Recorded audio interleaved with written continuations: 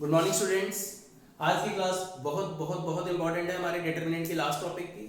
और जो काम आज मैं आपको सिखाने जा रहा हूँ इस क्लास में वो आपको बोर्ड में 6 मार्क्स का एक क्वेश्चन 101% कराएगा। सो प्लीज़ आज की क्लास को बिल्कुल भी मिस मत करिए और ध्यान से सुनिए। मैट्रिक्स मेथड का टॉपिक स्टार्ट करने से पहले थोड़ी सी बातें कंसिस्टेंट और इनकंसिस्टेंट सॉल्यूशन से रिलेटेड कर लेते हैं।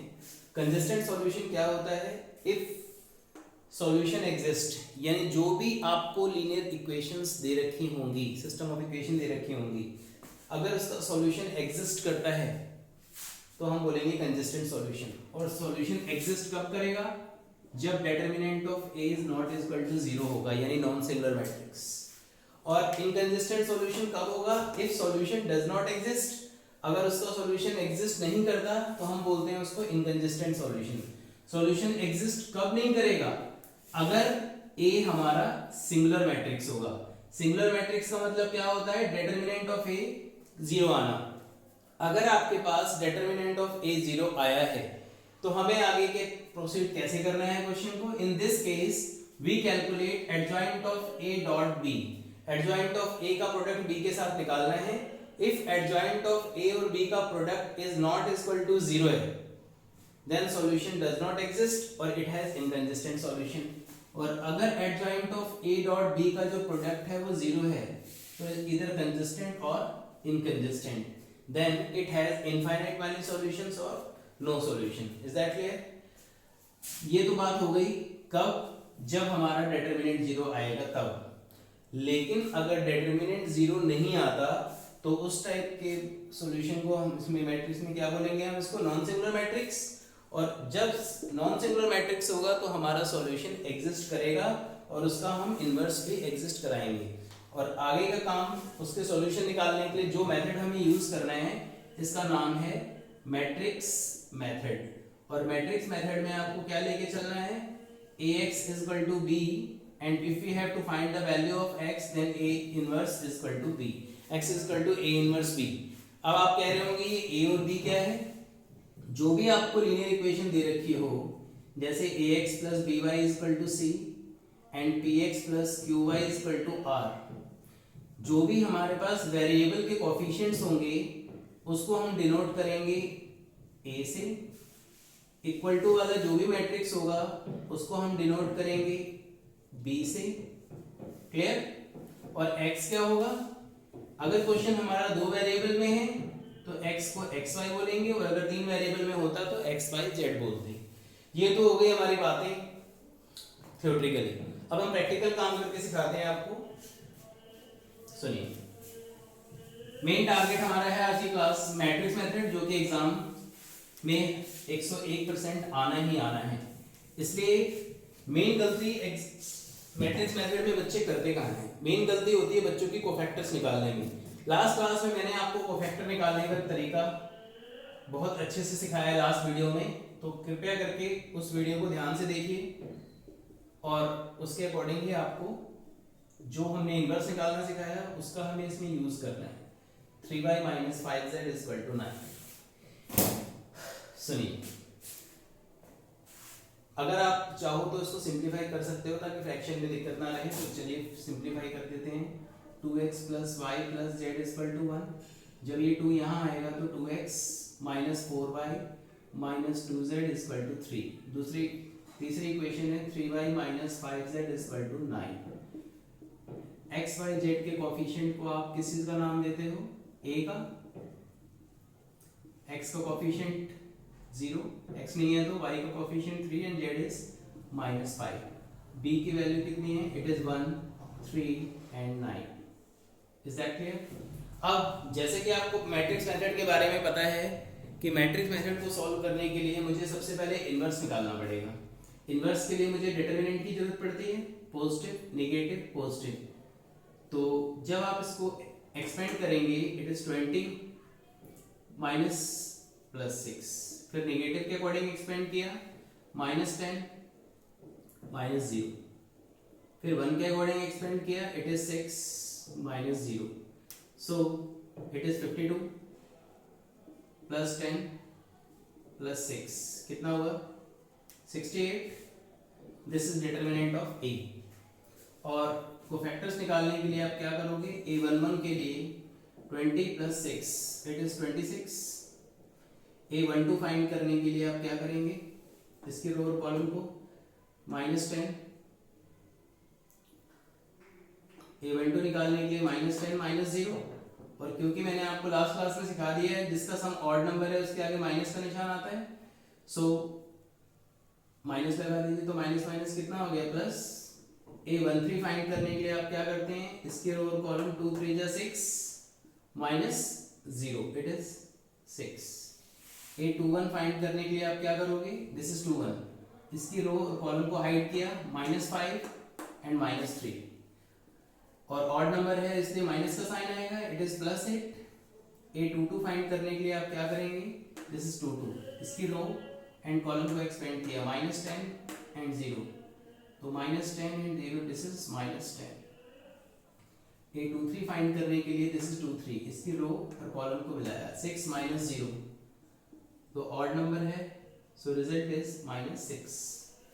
इसी टाइप से A31 के लिए इसकी रो और कॉलम को मिलाया -2 + 4, ऑड नंबर है प्लस इवन नंबर है तो प्लस क्या रहेगा।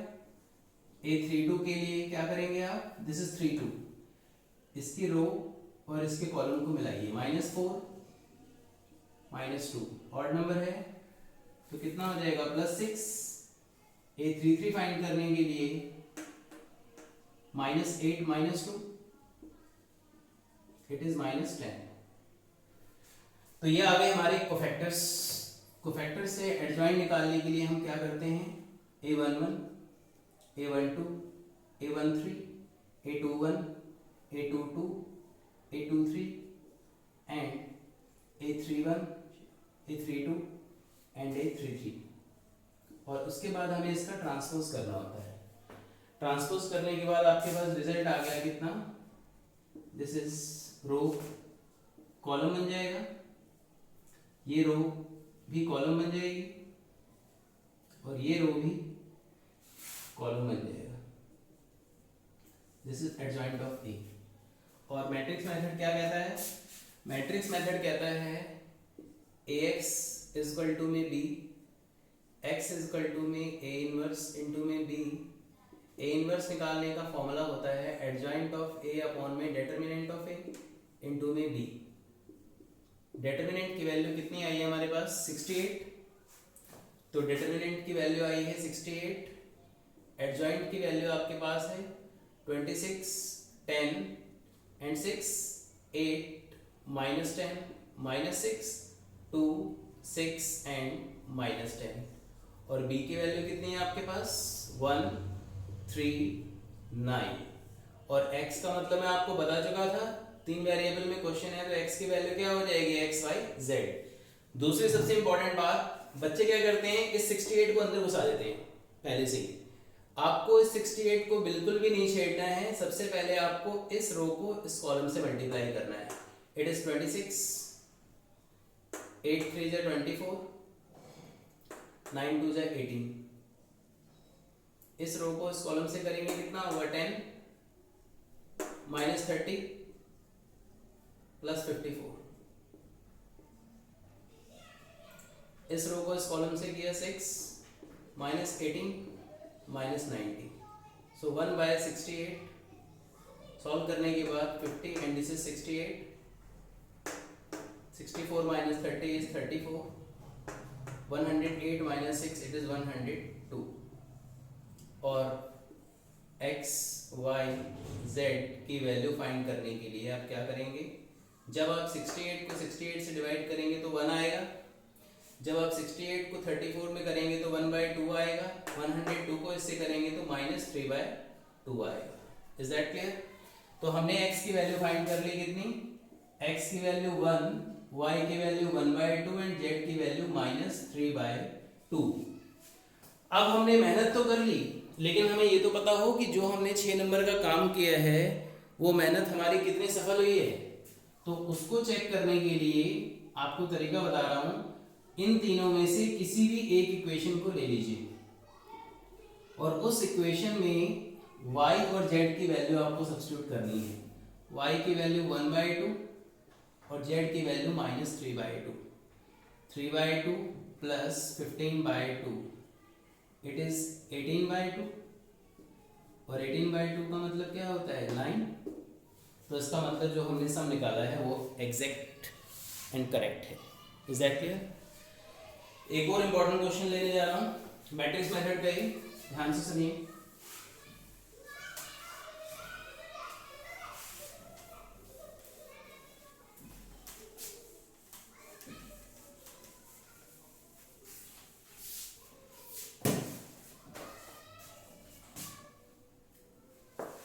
मिसलेनियस का क्वेश्चन नंबर 16 ले रहे हैं, वेरी वेरी इंपॉर्टेंट क्वेश्चन है।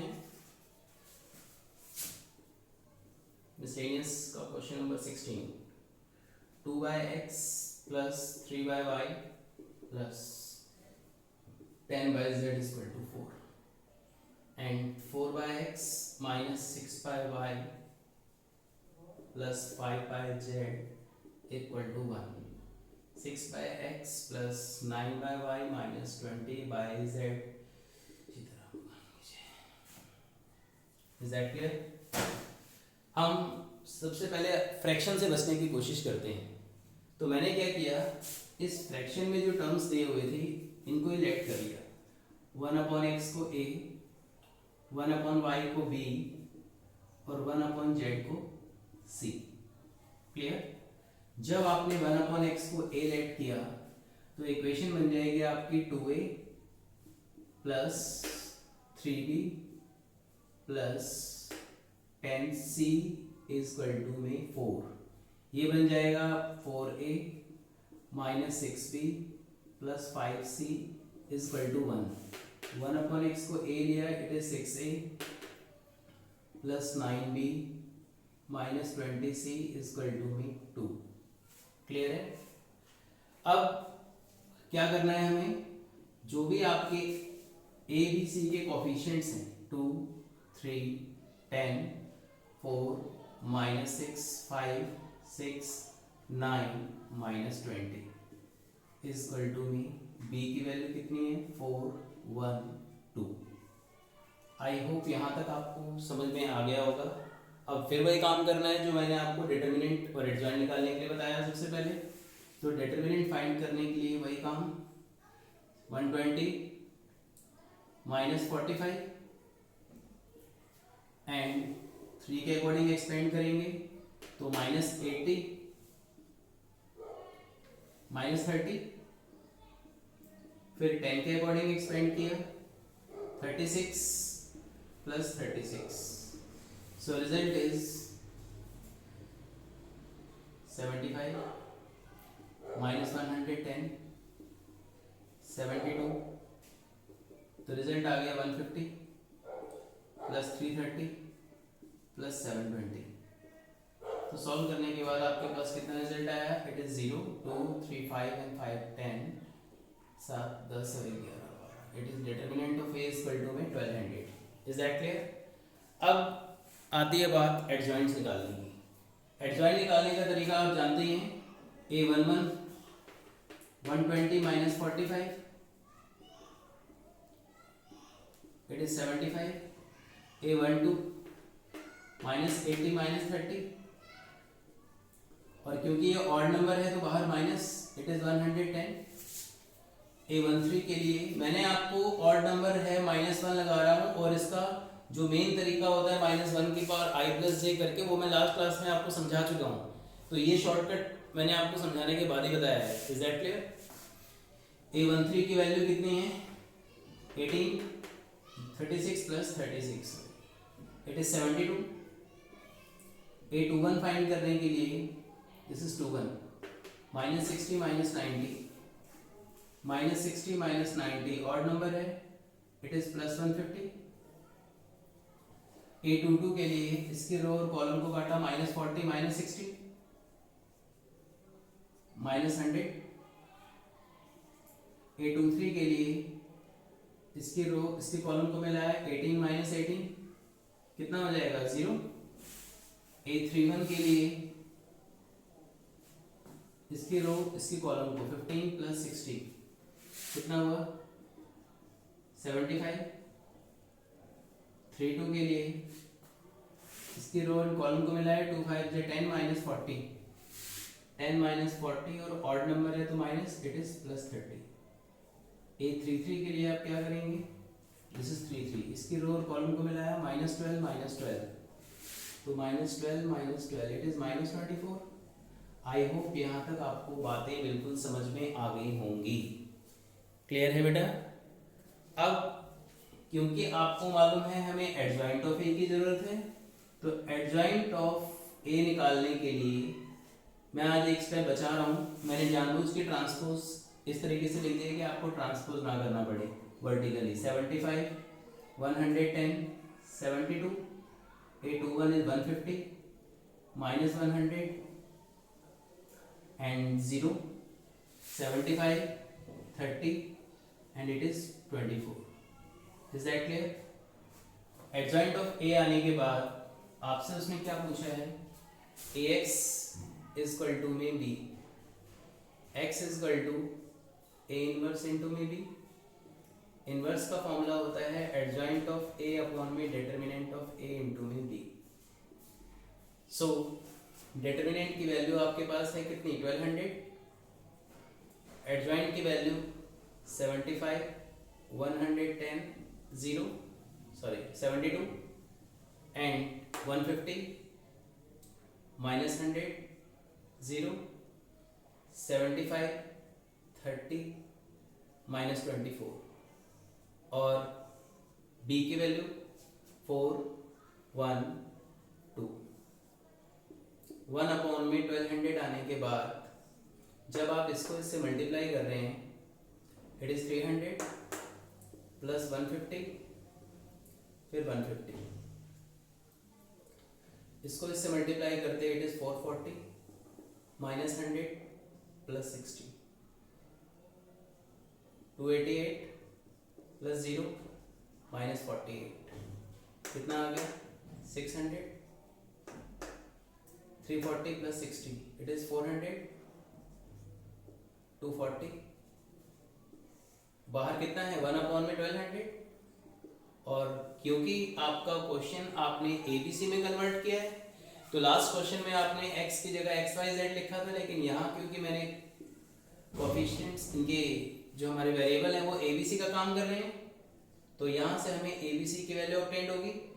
जब आप इस 1200 को अंदर मल्टीप्लाई करेंगे तो 600 बटे में 1200 का मतलब कितना हुआ 1/2, 400 अपॉन 1200 का मतलब कितना हुआ 1/3, 240 अपॉन में 1200 का मतलब 1/5।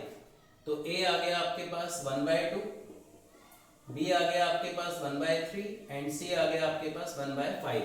But we have to find the value of x y z, so 1 upon में x is equal to a, 1 upon x is equal to 1/2 तो x की वैल्यू कितनी आ गई 2, 1 upon y is equal to b, so y की value कितनी आ गई 3, 1 upon z is equal to c, c की value 1/5 तो z की वैल्यू कितनी आ गई 5। अब इसको वेरीफाई करने का तरीका, तो वेरीफाई करने का वही तरीका है जो मैंने आपको समझाया। चलिए मैं आपको वेरीफाई और करा देता हूँ। 2 3 5 किसी भी एक इक्वेशन में डाल दीजिए, यहाँ 2 डालूंगा तो 2/2 क्या आएगा 1 आएगा। जब मैं y की जगह 3 डालूंगा तो 3/3 क्या आएगा, यहाँ भी 1 आएगा। z की वैल्यू 5 डालूंगा तो 5 10/5 कितना आएगा 2, 2 + 1 + 1 it is 4। Is that clear? I hope आप लोगों को मैट्रिक्स मेथड समझ में आ गया होगा। अगर मेरी वीडियो पसंद आई हो तो लाइक एंड सब्सक्राइब करना ना भूलें। Okay, thank you.